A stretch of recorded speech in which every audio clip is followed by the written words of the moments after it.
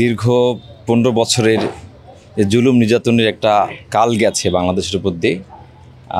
এই যে একটা সংকটময় সময় সংগ্রাম পার করেছে, এই জন্য সংগ্রামকে সাধুবাদ জানাচ্ছি আমরা, যে এত সংগ্রাম, এত কষ্টের মধ্যে সংগ্রাম টিকে ছিল। এখানে সময় উপযোগী, নিরপেক্ষ এবং বস্তুনিষ্ঠ সংবাদ আমাদেরকে সংগ্রাম উপহার দিয়েছে লম্বা সময় ধরে।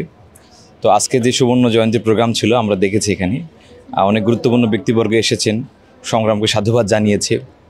আমরা ছাত্রশিল্পের পক্ষ থেকে সাধুবাদ জানাই। তো সংগ্রাম আগামী দিনে আরও বেশি অনুসন্ধানী মানের রিপোর্ট এবং মানুষকে জাগ্রত করবে বিবেকে, এমন আর মানসম্মত রিপোর্ট আমরা চাই সংগ্রামের কাছ থেকে। পাশাপাশি বর্তমান সময়ে আমরা দেখেছি যে দেশের নানাবিধ সংকট চলছে, শিক্ষা অঙ্গনে সন্ত্রাস চলছে, ছাত্র সংসদ নির্বাচন নিয়ে এক সংকট তৈরি হয়েছে নতুন করে, বাজারে দ্রব্যমূল্য ঊর্ধ্বগতি রয়েছে, মানুষের মনে নানাবিধ সংশয় দেখা দিয়েছে, সীমান্তে উত্তেজনা বেড়েছে।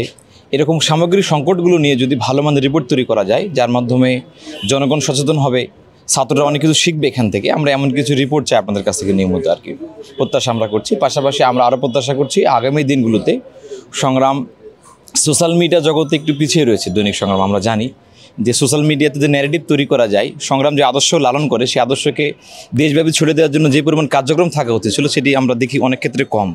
অন্যান্য পত্রিকাগুলো মূলত বেশি এগিয়ে রয়েছে। তো সংগ্রামকে আমরা অনুরোধ করব যে সোশ্যাল মিডিয়াতে অ্যাক্টিভিটি যদি বাড়ানো যায়, তাহলে সংগ্রাম যে ভালো বস্তুনিষ্ঠ সংবাদ তৈরি করে, নিরপেক্ষ সংবাদ তৈরি করে, এগুলো সবাই জানতে পারবে।